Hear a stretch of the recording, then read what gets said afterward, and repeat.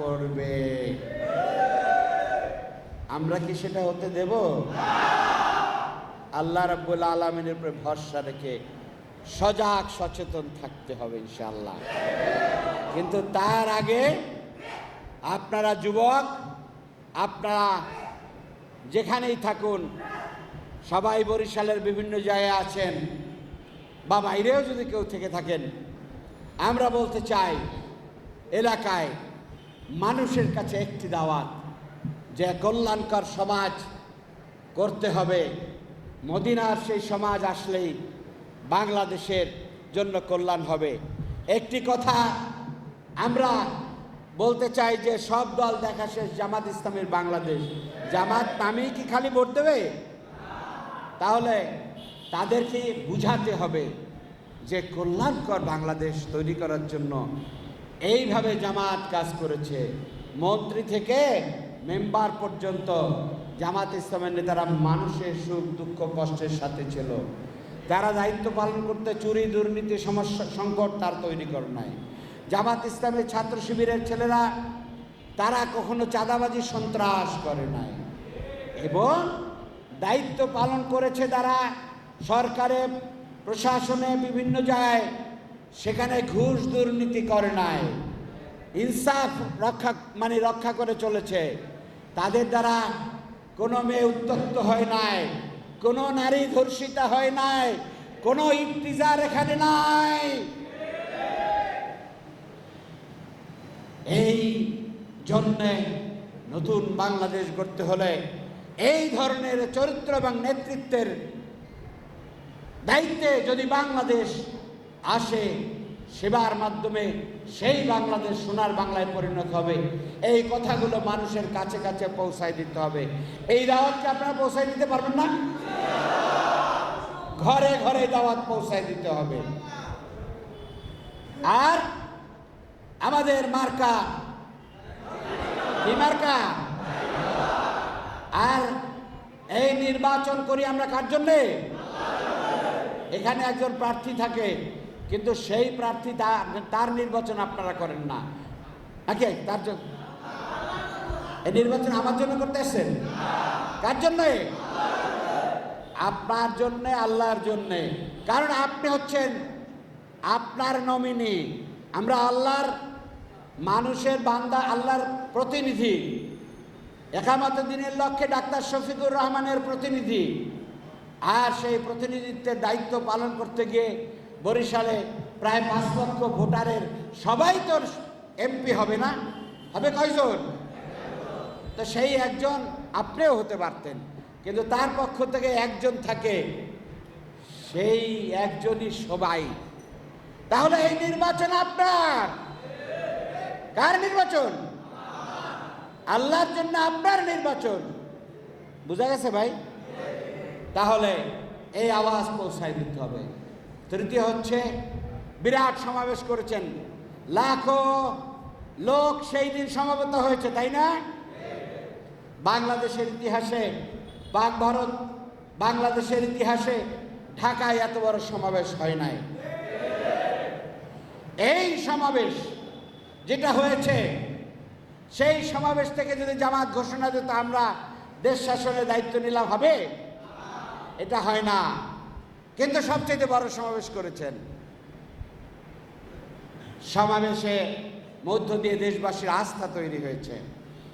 কিন্তু ব্যালটের মাধ্যমে জাতীয় সংসদে আমাদের নেতৃত্ব প্রতিনিধি সেখানে পাঠাতে হবে। তাহলেই কল্যাণকর সমাজ ব্যবস্থা নির্মিত হতে পারে। প্রিয় ভাইয়েরা আমার, সেই জন্য আপনি যে এলাকায় বসবাস করেন, সেই এলাকার জামাতের সাথে সবাই মিলে ওই আসনের ওই সেন্টারে সর্বোচ্চ পরিমাণ ভোটের ভূমিকা রাখতে হবে। পারবেন ইনশাল্লাহ? আর যারা বিভিন্ন ধরনের অপপ্রচার, ভয়ভীতি, আশঙ্কার কথা বলছে, আমরা তাদেরকে বলতে চাই, যুবকরা, তারা এখানে উপস্থিত যারা আছে বাংলাদেশের যুবকরা, তারা শেখ হাসিনাকে ভয় পায় না, পাইছিলেন? কাকে ভয় করেন? যারা আল্লাহকে ভয় করে, যারা শেখ হাসিনাকে ভয় করে নাই, জেলকে ভয় করে নাই, খুনকে ভয় করে নাই, আয়নাঘরকে ভয় করে নাই, বুকের সামনে চোখের সামনে প্রকাশ্যে বুক পেতে দিয়ে গুলি গ্রহণ করেছে, তারা কোন সেন্টারের রক্তচক্ষুকে ভয় করবে না। করবেন? চোখে চোখ রেখে বলে দিতে হবে, আমার দুটি চোখ আছে, হাত আছে না?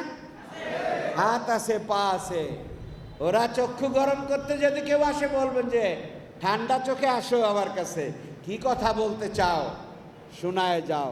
আস্তে নেমে যাবে ইনশাআল্লাহ, কেউ সাহস পাবে না ইনশাআল্লাহ। যে সাহস নিবে, এগিয়ে যায়, ত্যাগ এবং কোরবানি করতে প্রস্তুত থাকে, আল্লাহ রাব্বুল আলামিন তার জন্য আবাবিল পাঠায় দেন। এবং সেটাই আমরা দেখলাম যে 24শে আগস্টের 24 এবং জুলাইয়ের 5ই আগস্ট আল্লাহর পক্ষ থেকে আবাবিল নেমে এসেছিল, লাখো জনতা ঢাকায় পৌঁছে গিয়েছিল। এখন সেই প্রস্তুতি আলহামদুলিল্লাহ সেই ধারা শুরু হয়েছে। ঢাকা বিশ্ববিদ্যালয় এবং জাকসু সহ সারা বাংলাদেশে ধারা শুরু হয়েছে, কল্যাণের ধারা। আমরা অন্য কোনো প্রক্রিয়ায় নয়, ইনশাআল্লাহ আগামী জাতীয় সংসদ নির্বাচনে সেই ধারাই সূচিত হবে ইনশাআল্লাহ। এর আগে আমরা বলতে চাই যে বাংলাদেশে লেভেল প্লেইং ফিল্ড তৈরি করুন। বাংলাদেশে আমাদের দেশের মানুষ যেন ভোট দিতে পারে সেই নিশ্চয়তা রাখুন। সরকারকে আমরা বলতে চাই জুলাই সনদ দেন এবং তার আইনি ভিত্তি দিতে হবে, পিয়ার পদ্ধতি দিতে হবে এবং জুলাই হত্যাকাণ্ডের বিচার নিশ্চিত করে দেশবাসীর যে রক্ত দিয়েছে সেই রক্তের মূল্যায়ন অন্তত এইভাবে যেন করা হয়। জুলাই যোদ্ধা যারা নিহত হয়েছে তাদের আত্মার আমরা মাগফিরাত কামনা করি, তাদের পরিবারকে আল্লাহ তাআলা যেন ধৈর্য ধারণ করার তৌফিক দান করেন এবং তাদের পরিবারকে যেন সরকারের পক্ষ থেকে যেভাবে সম্মানিত করে তাদের ব্যবস্থা করতে হয় তা যেন করে। আহত যারা আছে তাদেরকে যেন চিকিৎসা সহ তাদের নিরাপত্তার ব্যবস্থা করেন। ভাই এবং বন্ধুরা, তো আজকে আমরা এই পর্যায়ে শেষ করতে চাই। জুমা আসন্ন, আপনারা আজকে এখানে যারা উপস্থিত হয়েছেন আপনাদের মাধ্যমে আপনার পরিবারবর্গ সবাইকে আমাদের সালাম বলবেন।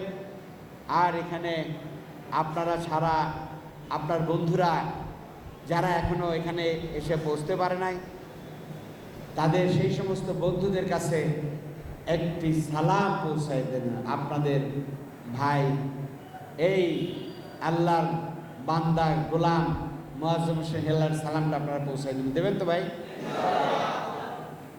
আর এই নির্বাচন আমার নয়, এই নির্বাচন কল্যাণকর সমাজ ব্যবস্থা করার জন্য আমাদের সবার, আপনারা সবাই নমিনি।